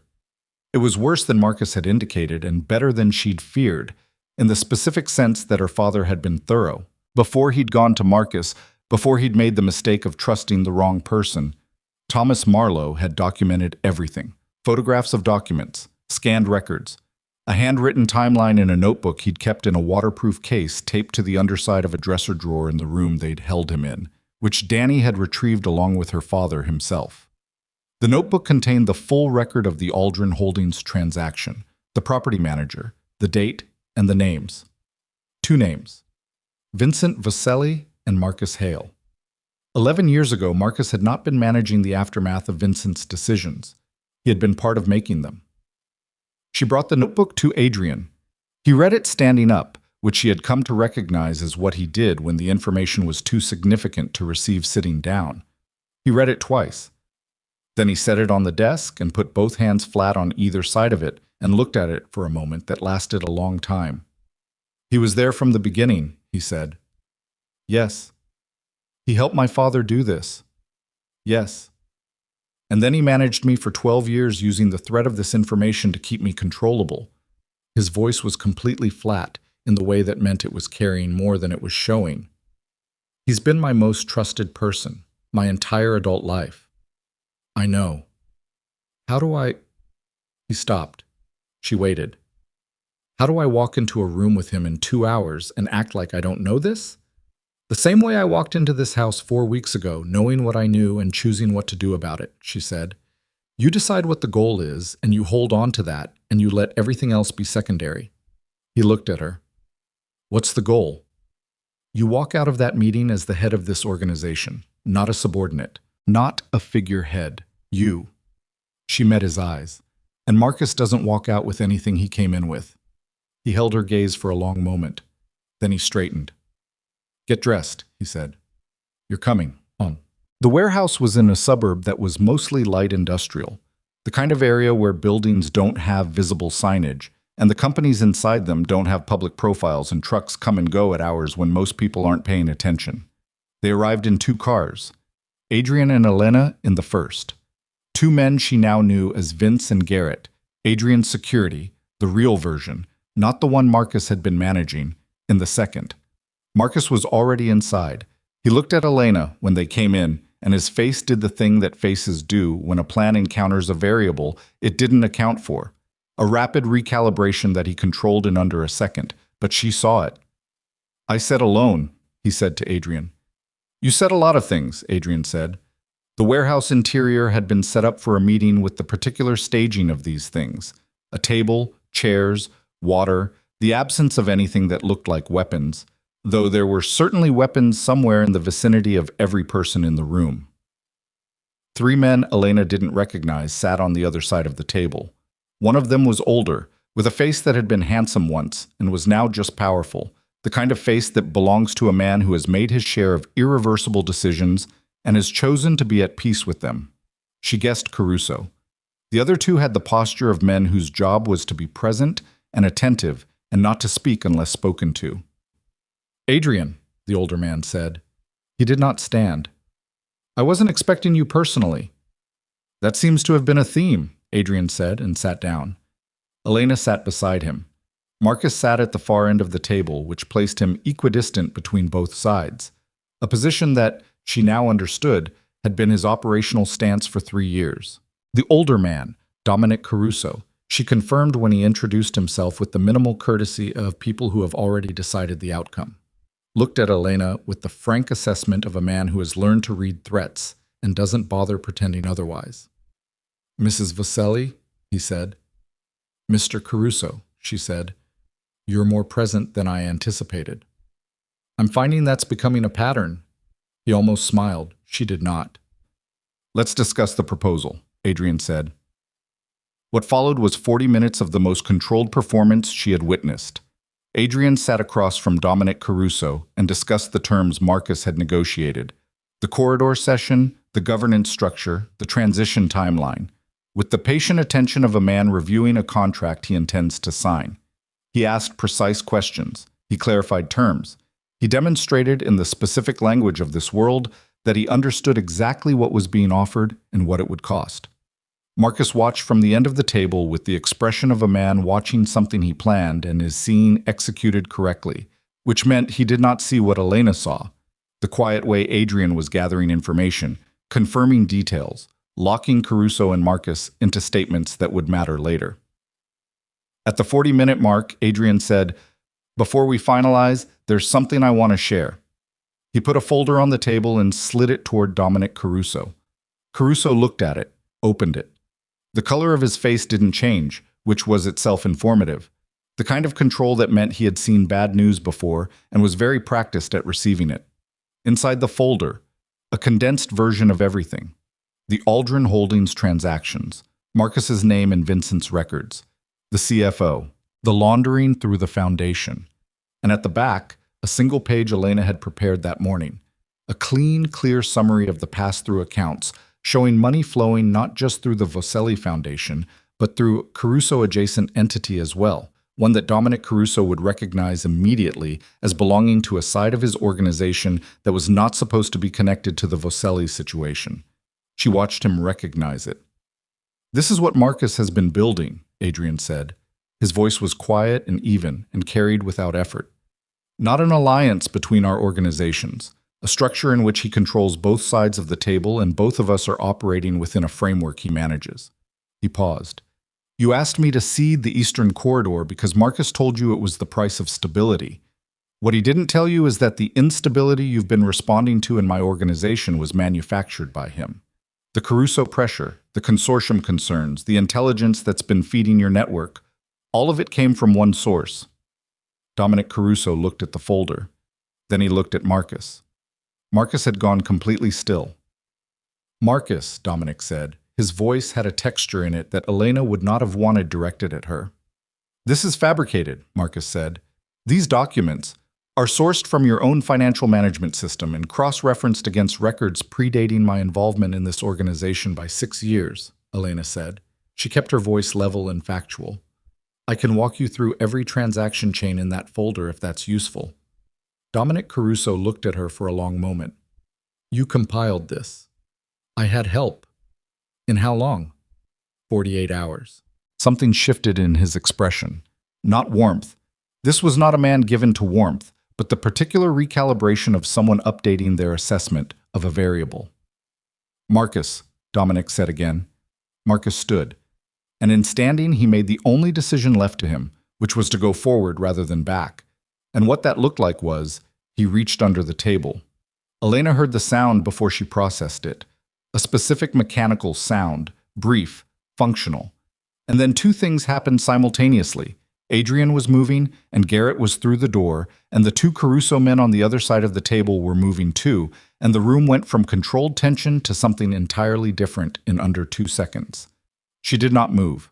She held completely still, because she had learned in her life that the most dangerous thing in a room that is erupting is to become part of the eruption, and because she was the one person in this room who was not a combatant, and that was strangely the most valuable thing she could be right now. Marcus had a weapon. Garrett reached him first. The sound of physical impact is nothing like the movies. It's dense and immediate, and it has a quality of finality that the cinematic version always misses. Marcus went down hard, and Garrett had his arm and the weapon was gone from his hand before Elena had fully processed that it had been there. Adrian was standing 3 feet from where Marcus had been, breathing through his nose with the controlled pace of a man who has done very fast things and is bringing himself back to stillness. And there was a cut on his jaw from something she hadn't seen happen, and his collar was pulled and his jacket was wrong, and he looked, for the first and only time since she'd known him, completely, exactly like what he was. A man who had grown up in violence and learned its grammar and was fluent in it even when he chose not to speak it. He looked at Dominic Caruso. Dominic had not moved from his chair. "We were both being managed," Adrian said, still quiet. "That's done now." Dominic looked at Marcus on the floor, then at Adrian, then briefly at Elena. "The corridor proposal is withdrawn," he said. "I assumed?" "The CFO situation, Carver, is an internal matter for your organization." Yes. And the financial records in this folder. A pause. I would like to believe they remain between the people in this room. That depends, Adrian said, on whether this conversation is the end of the Caruso Network's involvement in my organization's internal structure. A silence. It is, Dominic said. Then we have no further dispute. Dominic Caruso stood, buttoned his jacket, and nodded once, to Adrian, and then, with the slight additional weight of a man acknowledging a surprise, to Elena. Then he and his two men walked out of the warehouse with the unhurried gait of people who know that rushing communicates what composure conceals. Elena let out a breath.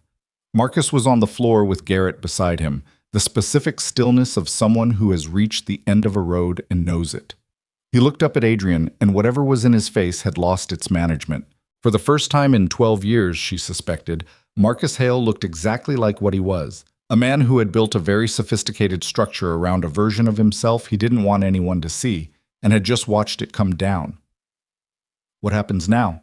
Marcus said. His voice was flat. Adrian looked at him for a moment. The kind of look that costs something. You're going to tell me everything, Adrian said. The property manager, the full record, every piece of what you and my father built, and what you've been building since.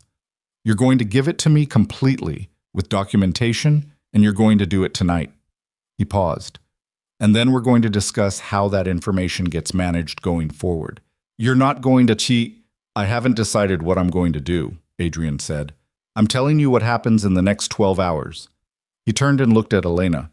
The cut on his jaw was bleeding in a slow, steady way that he didn't appear to have noticed. She had a folded tissue in her jacket pocket. She always did, habit from her mother's hospital visits.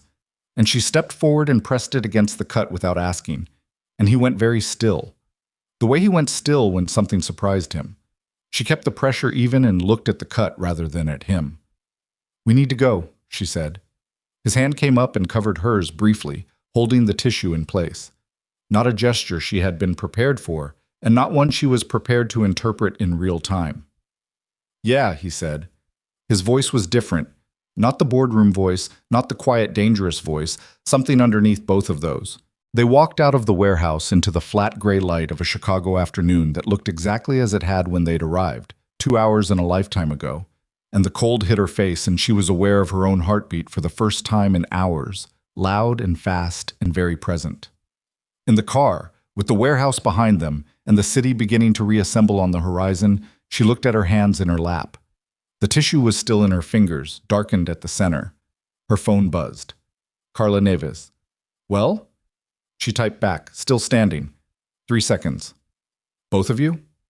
She looked at Adrian beside her, his jaw still marked, his profile against the window. She typed, both of us. Carla's response was a single word, good. She put her phone away and watched Chicago come toward them through the windshield, and in the seat beside her she was aware of the specific quality of silence that exists between two people who have been through something together and have not yet decided what to call it. And she thought about her father in a house somewhere on the other side of this city, beginning to breathe real air again. And she thought about her mother in room 412, who didn't know any of this and deserved to never have to.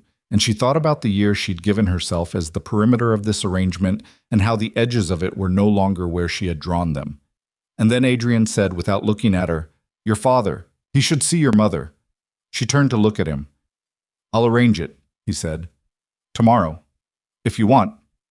She looked at the side of his face for a moment. Yeah, she said, I want. He nodded once and turned back to the window, and the car carried them through the gray city, and somewhere behind them, Marcus Hale was being driven to a place where the full accounting would happen, and somewhere ahead of them the house was waiting with its high ceilings and its careful order and its third-floor rooms where she had lived for a month, and which had stopped feeling like a constraint and started feeling, in ways she had not given herself permission to name, like something else entirely. The warehouse was finished, but what came next? That was just beginning, and it was going to require more from both of them than anything the warehouse had asked for, because surviving danger is one thing, and choosing something on the other side of it is something else entirely, something harder and stranger, and with no playbook, and no arrangement, and no clearly defined terms. And Elena Marlowe, who had walked into a tower on the Gold Coast 6 weeks ago, with her coat too thin for February and her hands held carefully still, felt the city moving past the glass, and understood that she was no longer the same woman who had decided, in a parking lot outside Northwestern Memorial, that 1 year was a perimeter she could hold. The perimeter was gone. What replaced it had no name yet, but it was there, solid and inconvenient and impossible to unknow, the way certain truths are once you've seen them clearly enough to stop pretending you haven't. The accounting took 4 days. Not the financial accounting. That was already done, already documented, already in the hands of people who knew what to do with it.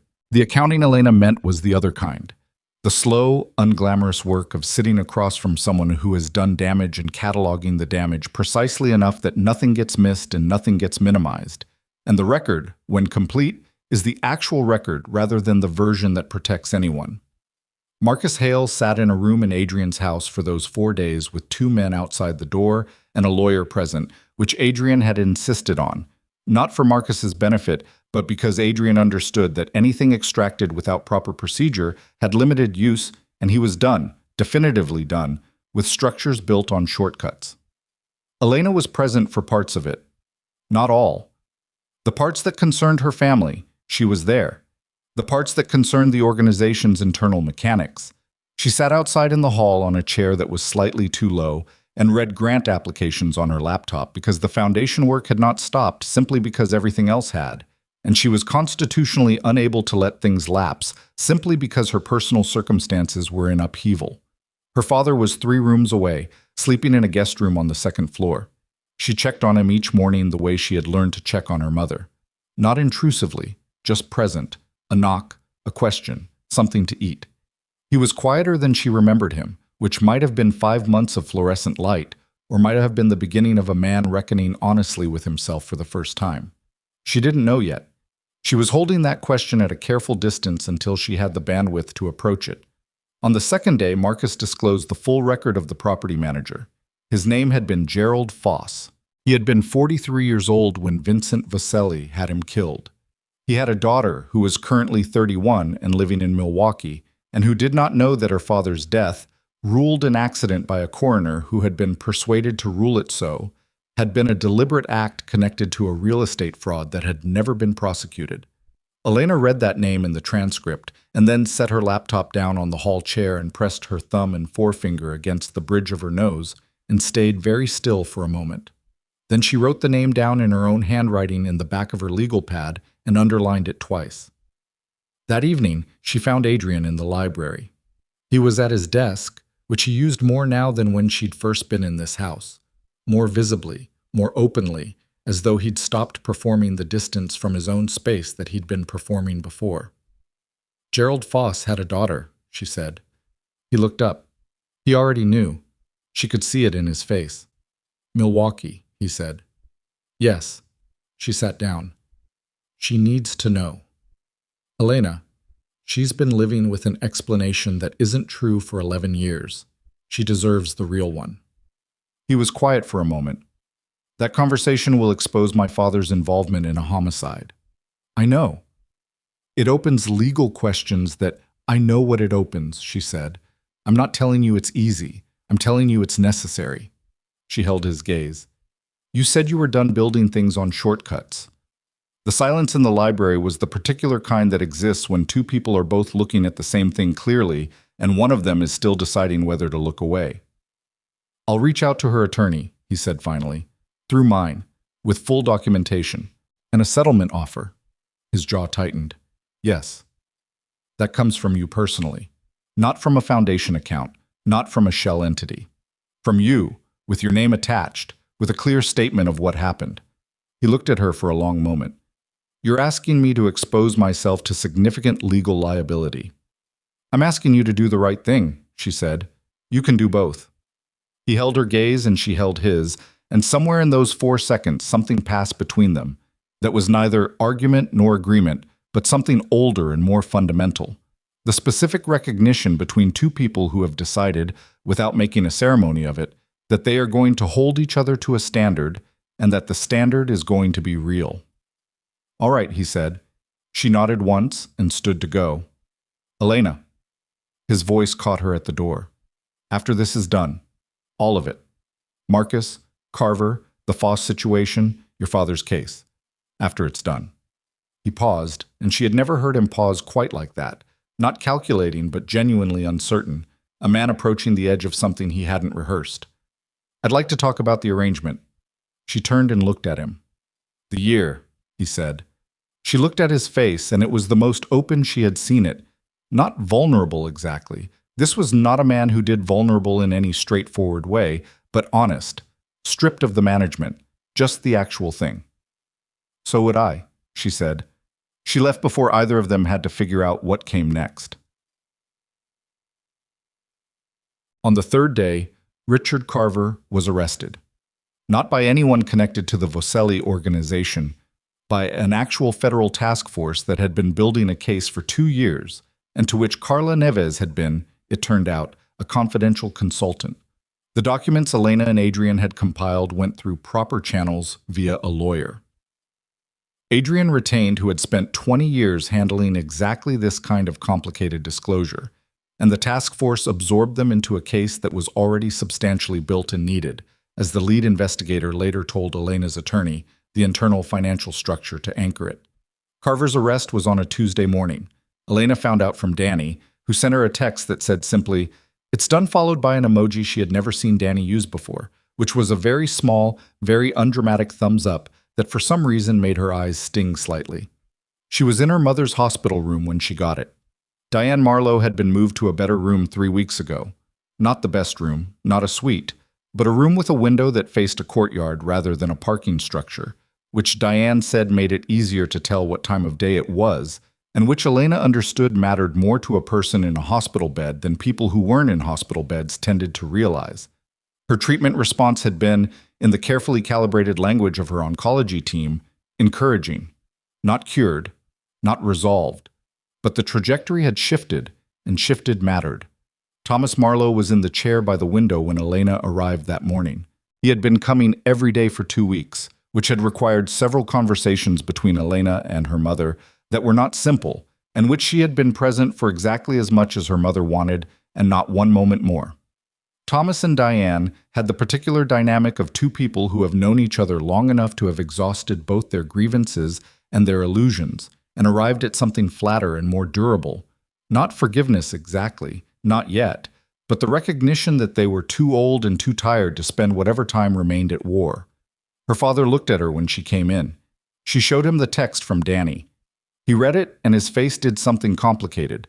Relief, and something else underneath it, the specific expression of a man who has been afraid for a long time, and is feeling the fear begin to release and discovering that the absence of fear doesn't feel like safety, but like emptiness, which then has to be filled with something. "What happens to Marcus?" he said. "His lawyer is negotiating. He has enough to offer that makes cooperation valuable." She sat down. "He'll face consequences.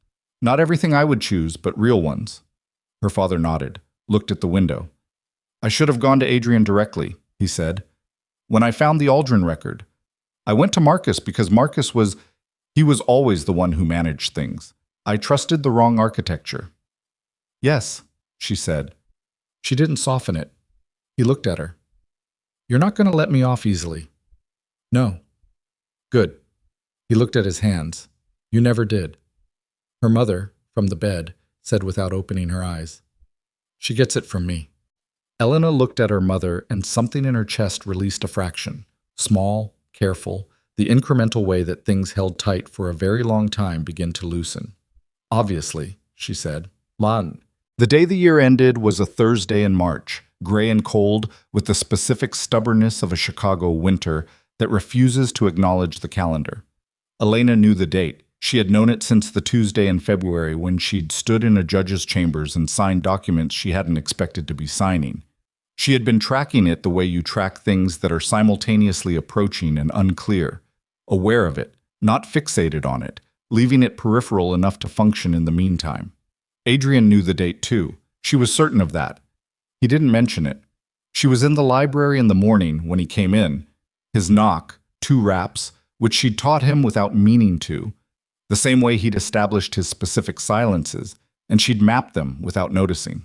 He sat in the worn armrest chair across from her, and she set her work aside, and they looked at each other across the room that had been, for a year, the only truly neutral space between them. "I spoke to my attorney," he said. I know. She called mine. The dissolution paperwork is prepared. It can be filed whenever. I know. A pause. Outside the window, the gray light sat over the bare garden. The house on Elm Street, he said. That was her mother's house, her grandfather's house, the one Thomas Marlowe had used as collateral, and which had been the first thing Adrian had used to bind her to this arrangement. The transfer is complete. It's in your mother's name, unencumbered. Thank you. The financial settlement, Adrian. She looked at him. I know, I've read everything. I'm not here to review the terms. He was quiet. Why are you here? She said.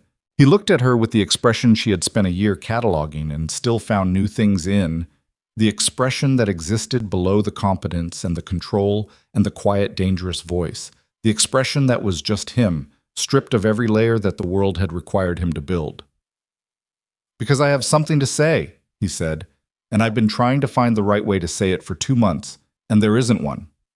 She waited. I brought you here as a transaction, he said.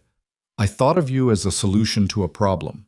I treated your life as a variable in a calculation I'd already run. He held her gaze without looking away, which she understood cost him something. This was not a man practiced in sitting with the full weight of what he'd done without moving to fix it. I knew your situation was difficult. I used it. I told myself the terms were fair because they weren't violent, because you'd be comfortable, because you'd benefit in material ways. He paused. It was wrong. The way I did it was wrong. She looked at him for a moment. I know. I'm not asking you to meet. I know, she said again. I knew it when I shook your hand and I chose to enter it anyway, because the alternative was worse and because I'm practical enough to make a bad deal when it's the best available option. She met his eyes steadily. I'm not a victim of this year, Adrian. I'm a person who made choices in difficult circumstances. Some of mine were wrong too. You were trying to protect your mother. I was also trying to prove something to myself, that I could walk into something hard and come out the other side without being diminished by it. She paused. Which I did, but I came out different than I expected. The room was very quiet. Different how? He said. She looked at her hands for a moment, then back at him. I came out less alone than I went in, which I didn't expect, which is inconvenient. He was very still. Inconvenient, he said. Inconvenient, she confirmed, because I had a very clear structure. 1 year, clean exit. My life in the shape I'd intended it to be. She looked at him. You complicated the structure. You complicated mine first, he said. It came out quiet and immediate, without the usual half-beat of calculation before his words. And she thought, there it is, the thing underneath. By walking down a staircase, she said. By being exactly what you are, he said, which is unlike anything I'd prepared for. She looked at him across the room. The worn armrest chair and the desk with the lamp and the window with its gray garden and 12 months of evenings in this specific quiet. And she made the decision with the same clarity she made most decisions, which was not the absence of uncertainty, but the determination to move through it honestly. I'm not going to tell you I've forgiven everything, she said. Your father's business with my family. The way you used the debt to create the arrangement. Those are real things that happened, and they don't disappear because the year was complicated. She paused. But I'm also not going to pretend the year was only what it was at the beginning. It wasn't. You know it wasn't. No, he said. It wasn't. So, she looked at him. What are you actually asking me? He stood up from the worn armrest chair and came across the room to the desk where she was sitting and stopped in front of her, and she looked up at him. And he was the same man who had slid a photograph across a table and said, Bring her to me. And he was also someone entirely different from that man, and she was different too, and neither of them was pretending otherwise. Stay, he said, simply, without architecture around it. She looked at him for a long moment. Not as an arrangement, she said. No. Not as a transaction, or a solution, or a variable. No. As what then? He looked at her with the expression she'd never had the right word for, the one below all the other ones, and said, As the person who walked into my house and made it harder to be the man I'd been, which is the best thing anyone has ever done for me, and I would like not to have it stop. She looked at him. The gray light from the window sat between them, and outside the garden was still bare, and the house was quiet around them. I have conditions, she said. Something moved in his face, the almost smile, except this time it completed itself, full and brief and genuine. I'd be worried if you didn't. The foundation work continues. I run it as I see fit, with full operational independence. Yes. My mother. Any care she needs, any facility, any treatment, that's unconditional and permanently separated from any other consideration between us. Already done. Gerald Foss's daughter. The process continues until there's a real resolution, regardless of cost or exposure. I gave you my word on that. I know. I'm making it a condition anyway. He nodded. She looked at him a moment longer. And Danny stays in school. He finishes his degree. Whatever pressure there is for him to step into the organization before he's ready, you hold that off. Adrian's face did something that was not the almost smile but was adjacent to it, something warmer and more private. He told you about the pressure. He tells me things. You should be aware. I am aware. A pause. He talks about you constantly. It's... He stopped. Annoying? She offered. Not the word I was going to use. She stood up from the desk. She was a foot away from him and the room was very still, and she looked at his face. The jaw with its faint healed mark from the warehouse. The eyes that assessed everything and had been, she now understood, frightened of very little until her. And she thought about the woman who had stood on a sidewalk in February with her hands held carefully still, and she thought about how much had happened in the distance between that woman and this one, and she thought, I am not a person who makes decisions I haven't examined. I have examined this one from every side. I have one more condition, she said. Name it. We do this honestly, whatever it is. No management, no strategic positioning, no giving me information in the version that serves your purposes. She held his gaze. All of it or none of it? He looked at her. All of it, he said. She nodded once, and she did not move toward him, and he did not move toward her, and nothing cinematic happened in the library of the house on Lincoln Park on a gray Thursday in March. Because real things don't arrive that way. They arrive in the small space between two people who have decided to stop pretending they're not standing where they are. His hand came up, and he tucked a piece of her hair back from her face, very carefully, the gesture of a man doing something for the first time and being precise about it, and she stood still and let him, and looked at his face while he did it. Okay, she said. Okay, he said. The dissolution paperwork was never filed, not dramatically, not with a ceremony or a declaration.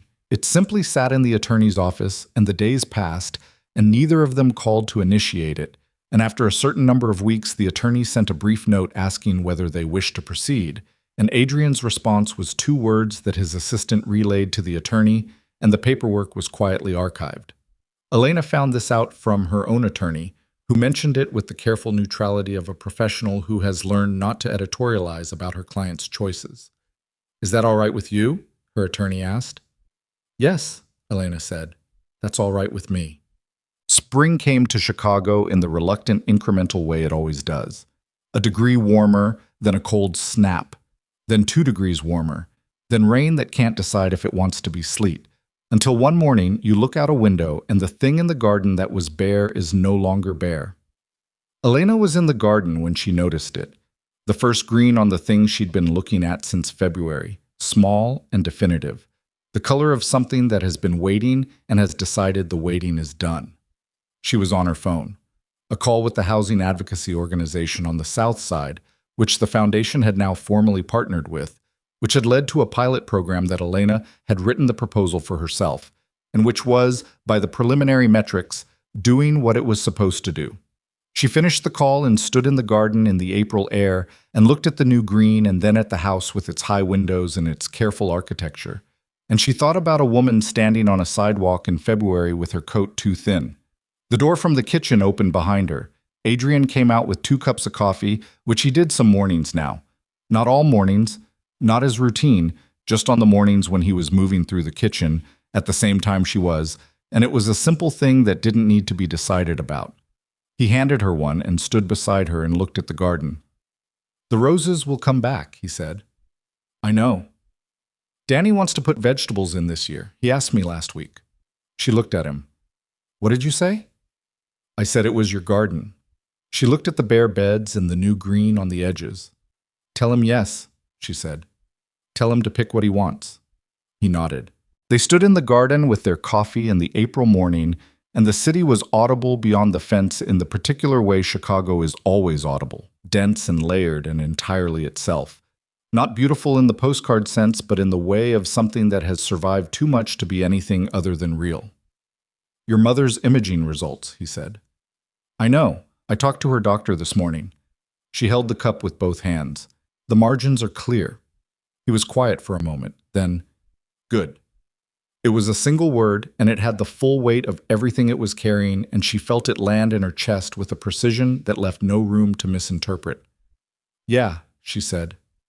Good. Thomas Marlowe left Chicago in May, which Elena had expected and had made her peace with.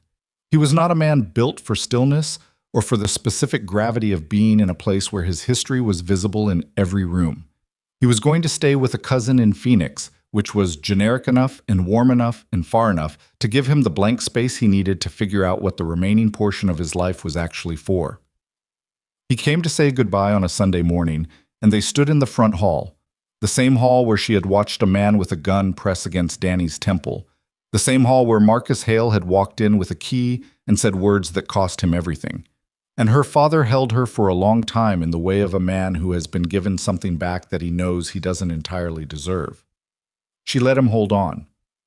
I'm going to do better, he said. She pulled back and looked at him. I know you're going to try. He flinched slightly at the distinction. She let it stand because she was not going to give him the easier version, but she also said, that matters. The trying matters. Don't stop. He nodded. His eyes were wet, which she looked at directly so he would know she wasn't going to look away from it. Then he was gone.